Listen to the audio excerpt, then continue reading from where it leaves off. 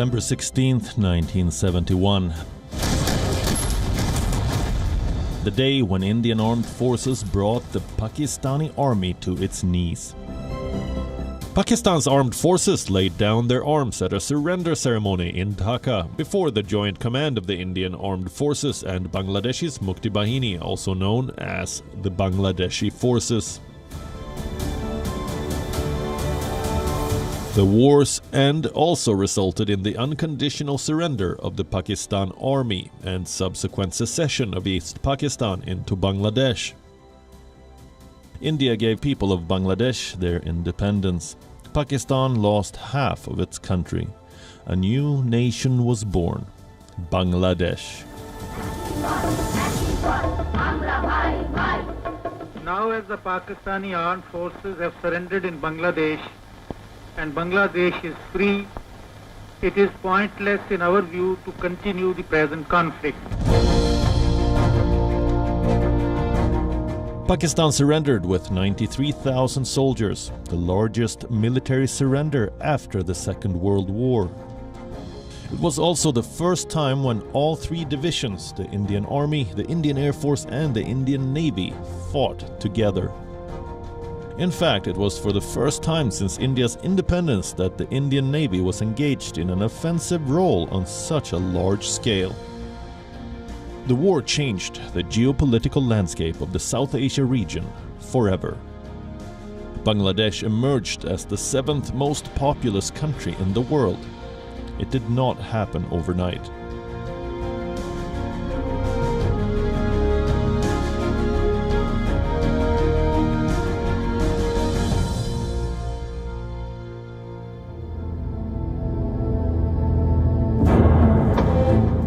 Almost 9 months before Bangladesh got its independence, the country woke up and chose its destiny. The Bangladesh Liberation War began after the Pakistani military junta based in West Pakistan, led by their president Yahya Khan, launched Operation Searchlight against the people of East Pakistan on the night of March 25th, 1971. 25th March, in fact, the bloodshed began. They were preparing for a long time, secretly. I will say, right from the beginning of the division, partition, they had the plan to grab us. They thought they will just smash. They will run over the innocent people, Dhaka University, and the Ramna race course where the Bangabandhu spoke on 7th March, the instructional. That was in fact the declaration of the liberation and independence and the freedom of our country. That place and the firing took place all over. In the early hours of March 26th, Sheikh Mujibur Rahman, a Bangladeshi politician and statesman, declared independence from Pakistan.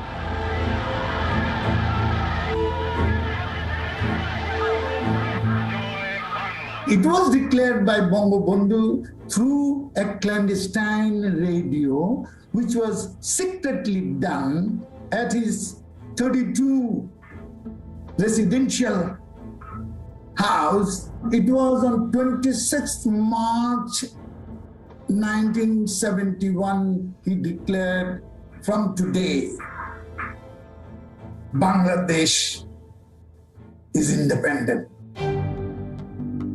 In 1970, his party, the Awami League, secured an absolute majority in the Pakistani general elections, the country's first, winning more seats than all parties in West Pakistan, including Zulfikar Ali Bhutto's Pakistan People's Party.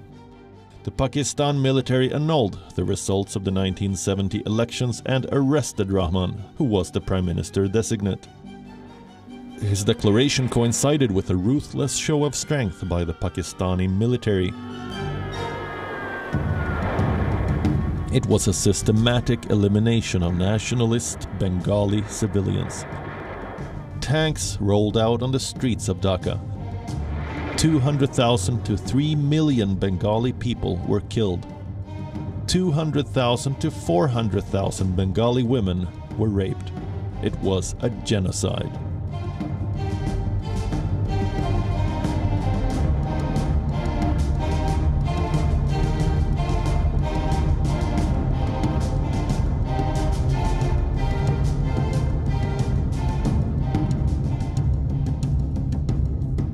I have seen many genocide and torturing and firing and killing of the Bengalis. I have seen in my own eyes in Chittagong, that is Naval port area. A lot of women, because they were majority of the majority of refugees who came to India were Hindus, and they were massacred. They left there with the older people and behind them, and they were very bad shape, and they were very much looted, massacred, killed. And I'll tell you later, when I went in Bangladesh, in East Pakistan, I saw, because we crossed that part, and it was maybe in August, September, there was a monsoon, so there were a lot of women, or there was skeleton tied to their neck with a rope, still with the matka, still lying, and you can see hundreds of them. From 7th March to 25th March, many days gone, 18 days. So these people got enough time to prepare. So they were calling back the butcher from Baluchistan, Dhaka. They never wanted to hand over power to Bangabandhu Sheikh Mujib and to shut down for forever and bring Bengalis, Bangladeshis, slaves in a declared fashion. Commodore A.W. Chowdhury was one of the brave soldiers of Mukti Bahini. Along with other war veterans, he was recently honored at the port of Mongla in Bangladesh to celebrate the historic occasions of Mujib Borsho and 50 years of liberation war.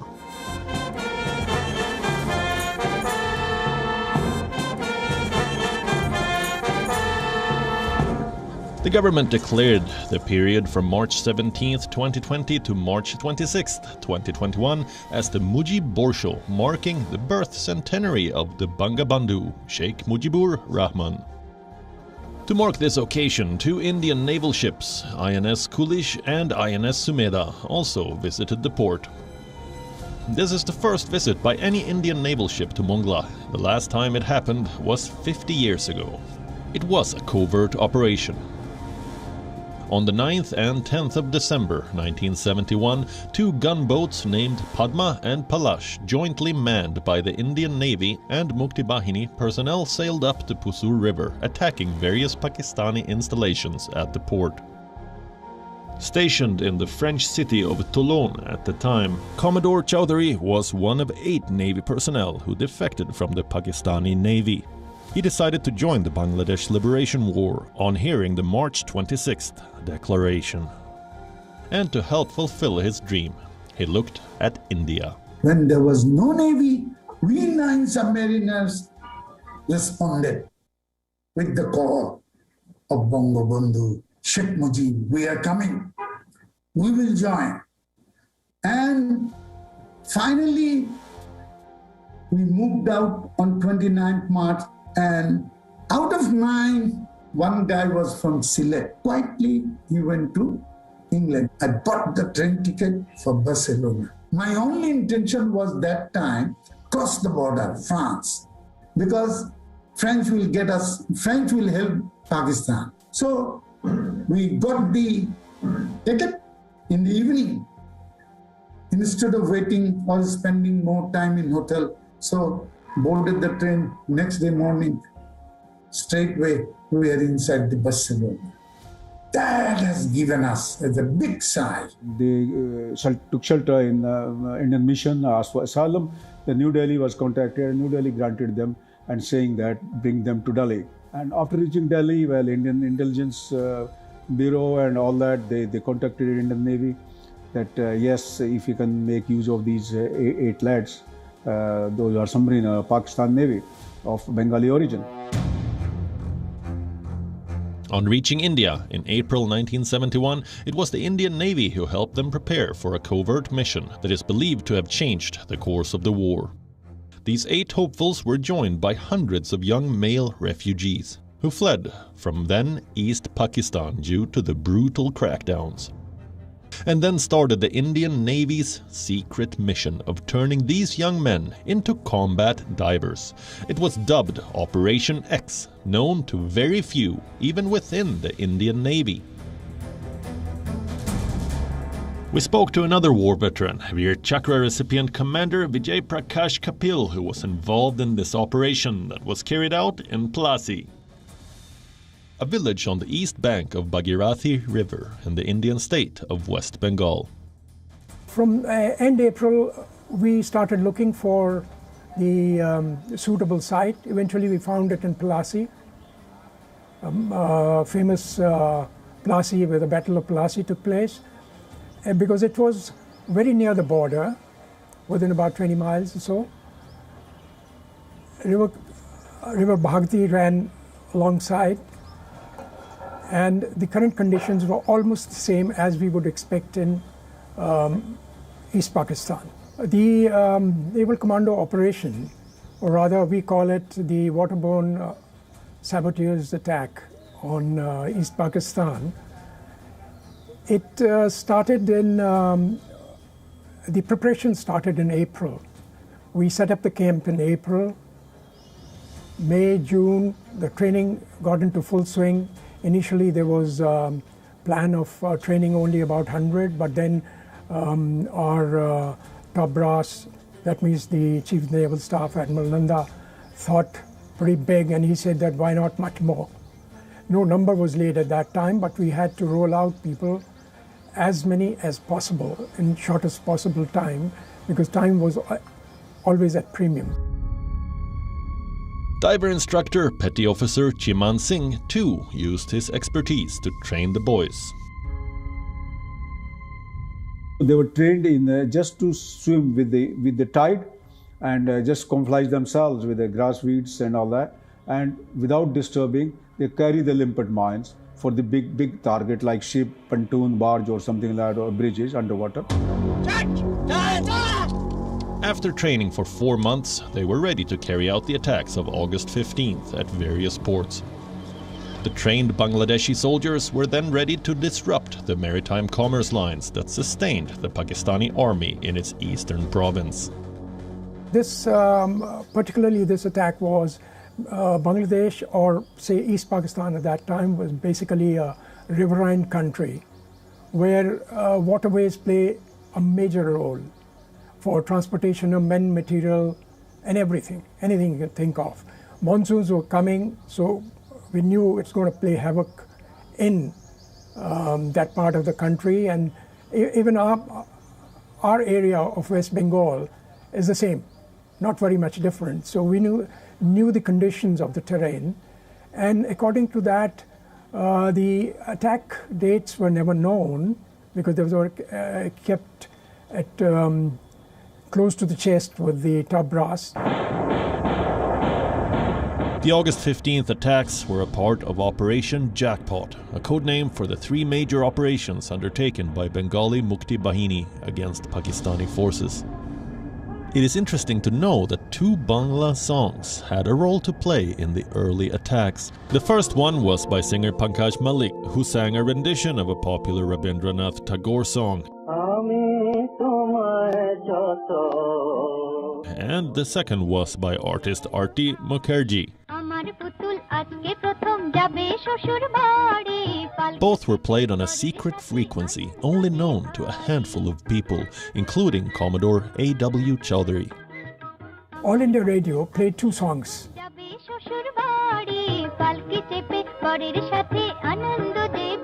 2 Bengali songs which were relayed through the Agartala, and all these leaders were given, besides other equipment, a transistor whose markings were all rubbed off, so that when they get caught, all the equipment given to them had no markings. Even the clothes, the marking and the tags were taken off. So even if anybody was caught, it could not be traced back to India. So the first song will give me, if the target is here, I'm starting from here, 2 days. So I have to adjust. I have only 2 days in hand to reach here. So how do I go? Go running, go walking, go how? It all depends on leader. Number one. Second song, Amar Putul Ajke Jabe Shoshur Badi. That is 24 hours. Action signal. This is the second and the final song. It says you're going for wedding. You are going for wedding, but you are also going for not coming. After the attacks of August, several other offensives were carried out to paralyze Pakistani bases in the east, including a mission by Force Alpha. Force Alpha was a maritime task force comprising 2 gunboats of the Flower class, Padma and Palash, loaned from the West Bengal government, Chitrangda, a watercraft of the Border Security Force, and INS Panvel, a seaward defense boat, as its command ship. Panvel was also the Indian Navy's smallest acquisitions from the erstwhile USSR. We spoke to Lieutenant Suvesh Kumar Mitter, who was commanding officer of the MV Padma. He oversaw the process of getting the gunboat ready for the operation. You see, this Padma and Palash are the 2 boats that was used as harbor crafts in Calcutta, and they are built by GRAC, that is Garden Shipbuilders and Engineers. Now these 2 boats were acquisitioned from the Calcutta Port Trust and converted into warship for the Mukti Bahini. Though except the ship, nothing was indigenous. My 2 buffer guns, they were made in Sweden during the Second World War. So there was nothing of Indian origin. It was removed that in case of our capture, so that the East Pakistani authority cannot say that these are the Indian ships. And we were instructed, we are given a 9mm pistol, that in case of it is better to get killed, commit suicide than to get captured by the Pakistanis. Leading seaman Mohammad Jalaluddin, an ex-naval officer of Pakistan, too participated in the operation. Having served in the Pakistani army, he knew that his former country did not have the kind of technology that Padma was equipped with. I had a long talk with the Commander Samant, sir, with these 2 gunboats, we can lay big mine in the channel, which the weight of that mine was 250 kg each mine. I was confident that Pakistan Navy will not be able to fight with us. Commander Mohan Narayan Rao Samant, an outstanding submariner who had earlier commanded a frontline submarine, was the senior officer of this force.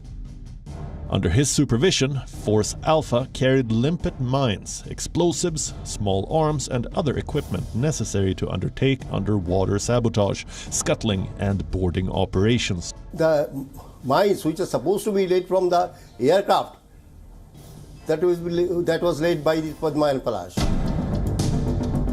Carried out between December 7th to December 10th, the task assigned to Force Alpha was to undertake a maritime attack on the port complex of Chalna and Mongla, thereby achieving an offensive on the adversary from the sea, and to dislocate its forces.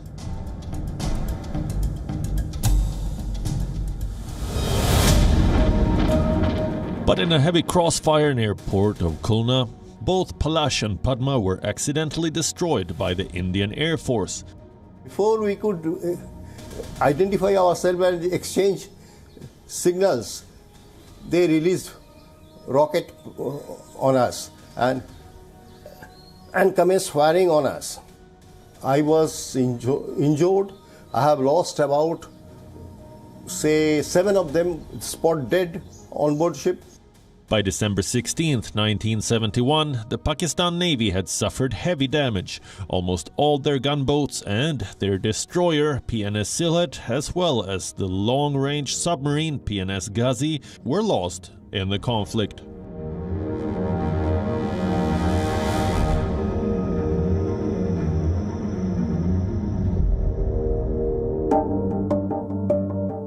Mitter and Chiman Singh were taken as prisoners of war. They were among those rescued by the Indian forces. Then on 16th, it was I think around 10-11, I don't remember precisely, and we saw the olive green, the door opened and a light, and we couldn't see with all the bright light for so many days and all that. So we saw these olive green Indian Army officers and the division commander and all that. They entered, a couple of, say 6, 7, they entered together, and we saw East Indian Army, and he said, "Okay lads, morning," and they gave us some chocolate and petting and all that from general, and the medicos, they just put a saline or something, taking all these checkup and all that, and then we were airlifted. We were put in the ambulance, and then we were airlifted to Barakpur. The Pakistan Navy had never maintained a squadron of warships in the eastern wing of Pakistan. Rear Admiral Muhammad Sharif, the first 4-star admiral of the Pakistan Navy, was forced to surrender his command to Indian Navy's Vice Admiral Nilakanta Krishnan, the Commander-in-Chief of the Eastern Naval Command.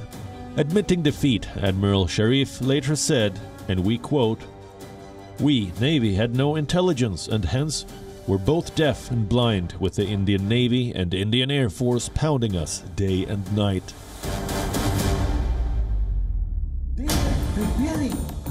These are just a few tales of valor. Pakistan's full-scale war with India lasted only 13 days.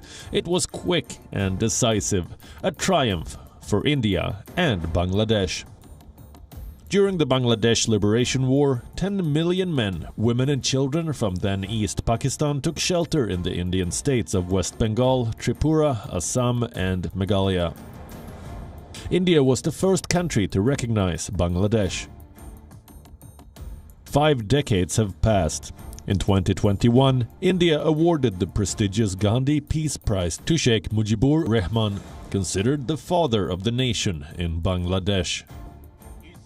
In a summit, India's Prime Minister Narendra Modi described Bangladesh as a key pillar of India's neighborhood first policy, where his Bangladeshi counterpart Sheikh Hasina called India a true friend. Bangladesh हमारी neighbourhood first नीति का एक प्रमुख स्तंभ है. The year 2021 is a significant one for Bangladesh as it celebrates the 50th year of its independence. It also marks 50 years of Bangladesh-India diplomatic relations. Prime Minister Modi will be visiting Dhaka to join the celebrations, further strengthening the ties between the two nations.